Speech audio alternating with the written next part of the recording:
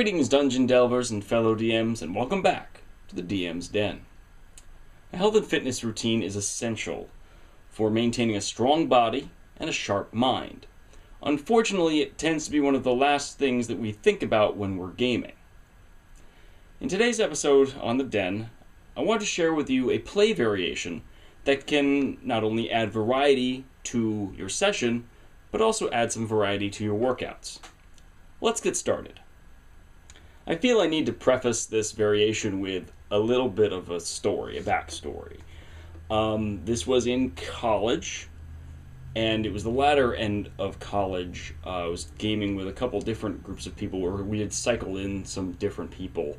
And I was teaching a friend of mine, let's call him Steve. I was teaching Steve how to DM. So he was the DM, and I was one of the players that I knew the rules a bit better than he did, so I was doing some coaching.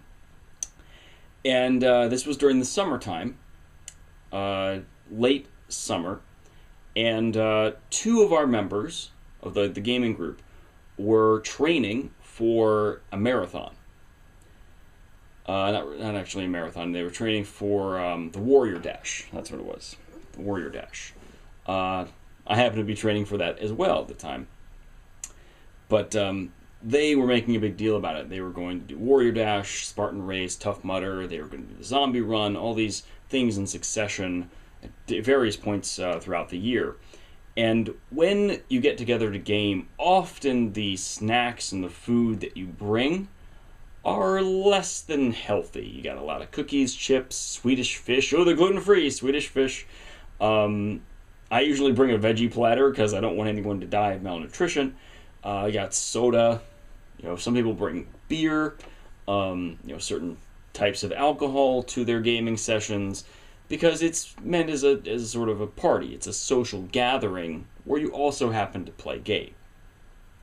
These two folks made a comment. I'm going to paraphrase. I can't remember exactly what they said, but it was to the effect of, "Well, we're definitely not training today."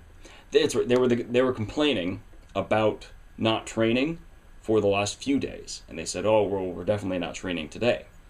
At this point, Steve paused. Steve, the DM, paused. He was doing something, and he just kind of paused physically, and then he looked at me, and he looked at them, and he gave me a D6. He literally handed me a D6. Said, "Roll that die." I rolled it. I got a 5. I said, "It's a 5." And he turned and looked at both of these people and said, "You two, each of you, do 5 push-ups. Go." Wait, what? They thought he was joking. They weren't sure what was going on. They didn't see the die roll before, so they weren't sure what was happening. And he demanded, "Do 5 push-ups, each of you, or you're taking 10d6 force damage." What? Do it, now. And when they didn't move right away, and he started gathering up D6s, his giant pool of D6s. He gave me 5, and he had 5. And he looked at me and went, "Start rolling." And I'm like, okay. Just, oh my God, what's happening? 10d6 force damage, that's going to obliterate us. Even, I think we were all level 3 at the time. So they both hopped down. They did 5 push-ups each, easy for them, and they hopped back up. At various points during that session, he would roll a random die, and those two would have to do an exercise. That got me thinking. And then over the next few months, while I was getting into a lot more working out, I tried to figure out a way that this could work in a play session. So, here we go. The standard setup is easy to remember. If you roll a critical success, you roll a natural 20. You roll an additional D20. The number on this die are the number of push-ups the DM must perform. Okay? If you roll a critical failure, you roll a natural 1. The DM rolls an additional D20. The number on this die are the number of push-ups you must perform. Now, not all of us have the same fitness levels, and a D20 may not be appropriate for a person's fitness level. So, we figure out what die is appropriate. D4, D6, D8, D10, D12, D100. D20 is easy for me now. So I've moved myself up to a D100 and see how many can you do in a row. And if you get up to that point, I do recommend doing it D20 by half. So whenever you roll in the D20 and then half that. Because you might get a 70% or 70, and then 70 push-ups in a row is a little nuts. But 35 is doable for a higher fitness level.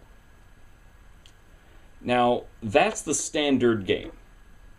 Critical success, critical failure adds an extra thing to that adds some physicality.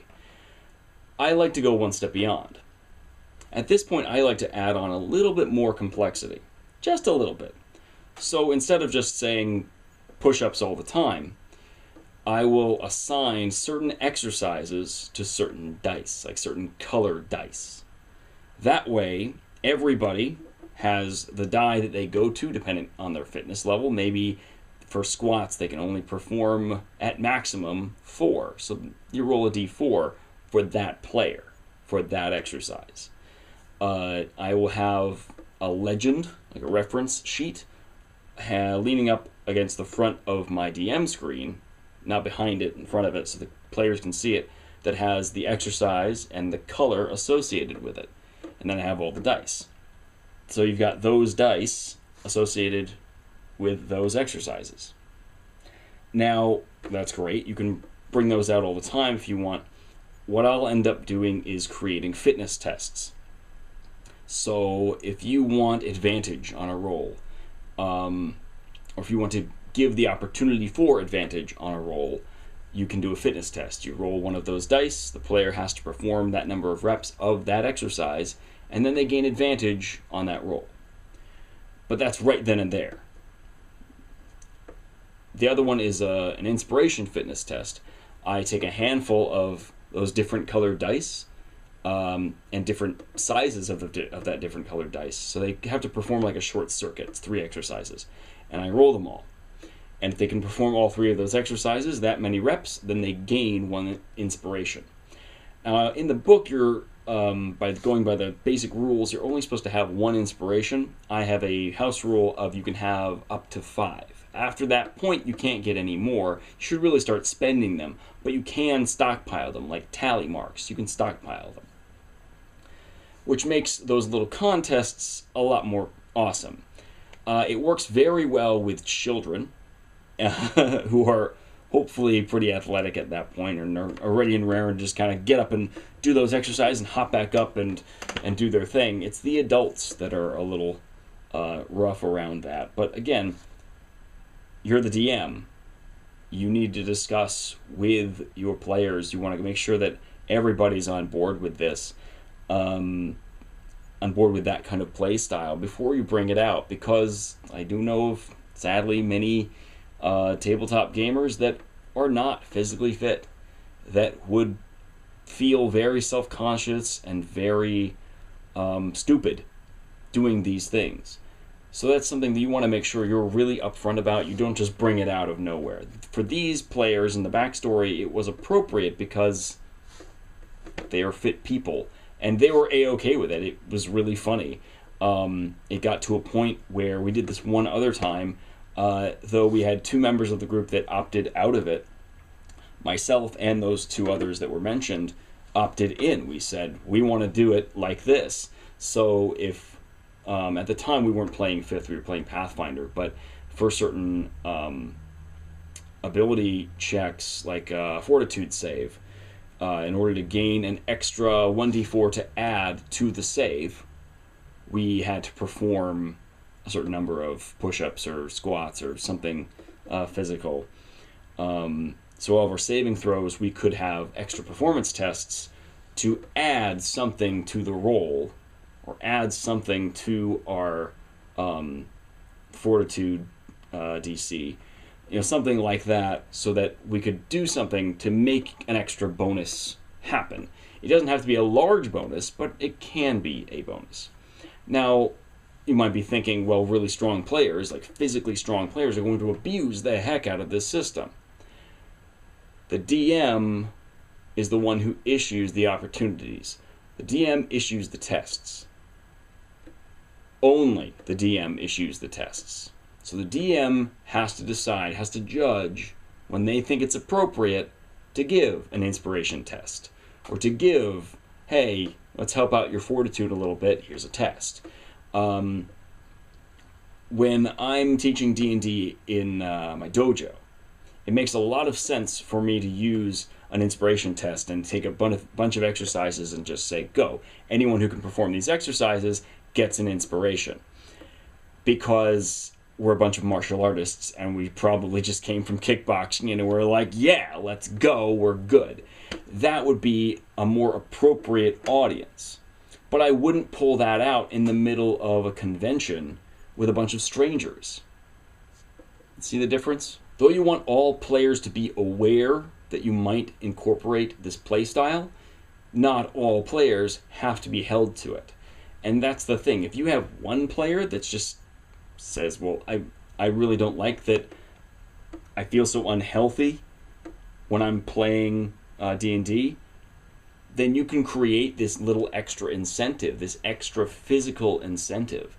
I've worked with players that have made like workout plans to help out their character, and I can say, okay, you do exercise 1, and that's going to give you plus 1d4 temporary HP to your character when you rage. And it's just for today, just for the day. And they're all temporary bonuses, very temporary bonuses. You don't want to create anything that's going to make the player, the character, nothing that's going to break the game.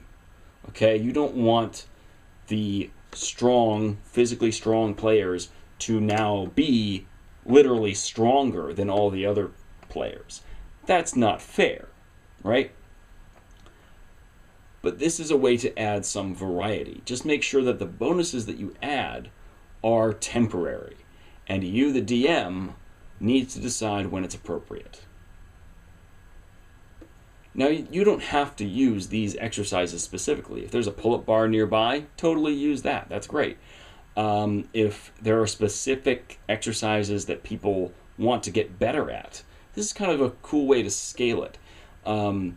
It might be really fun to bring it out every now and then as people get stronger and more fit, maybe they upgrade from having a D4 for that exercise to a D6, and then a D8. Then they can feel like, hey, I'm getting stronger. And that's another empowering thing. It's like they've leveled up in their fitness, which is kind of hilarious when you think about it.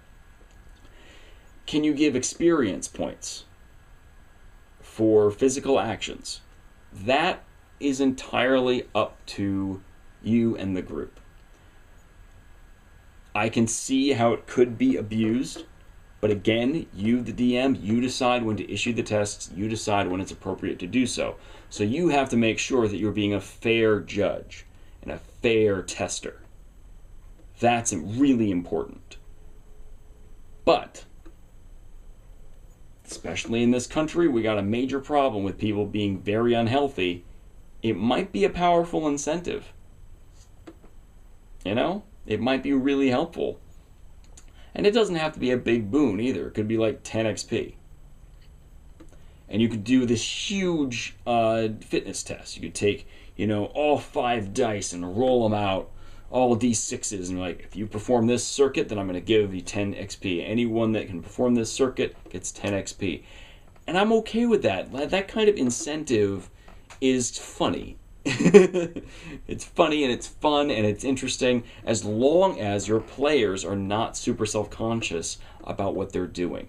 So you have to make sure that you are doing something that is appropriate for their fitness level, but can also challenge them and add to the variety of what you're doing. It's just a new way to think about things. Do I recommend doing this in every session? No. Just because I know when I play tabletop games, I'm often doing it to relax. It's like my form of social escapism from the rest of the world, the rest of my job. And, it's our way to kind of get away from things without having to leave the country. It's our way to live in a fantasy world for a little bit of time. And using fitness tests sort of reminds us of the rest of our lives. And I can see the problem with that as well. So, to each their own. Have I done this all the time? No, but I thought it was an interesting rendition. And now that you know about it, you can choose to use it or not. And that's entirely up to you.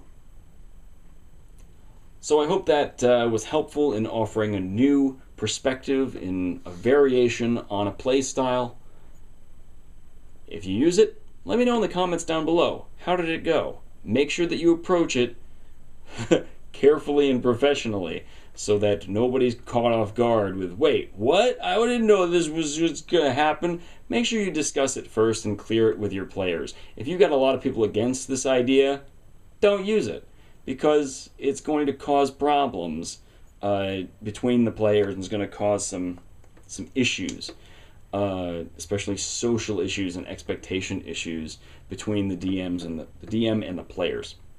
I do not recommend doing that. But if you have a group that's totally okay with this and really wants to try it and is excited about trying it, try it. See what happens, and then reflect on it. For some groups, I can see this totally working. For others, I can see it crashing and burning. Explosions everywhere, and not the good kind. So make sure that you broach it carefully with your play group if it's something you're interested in. Anywho, may your swords be sharp, your magic be potent, and your torches ever burning. Happy playing. I'll see you next time.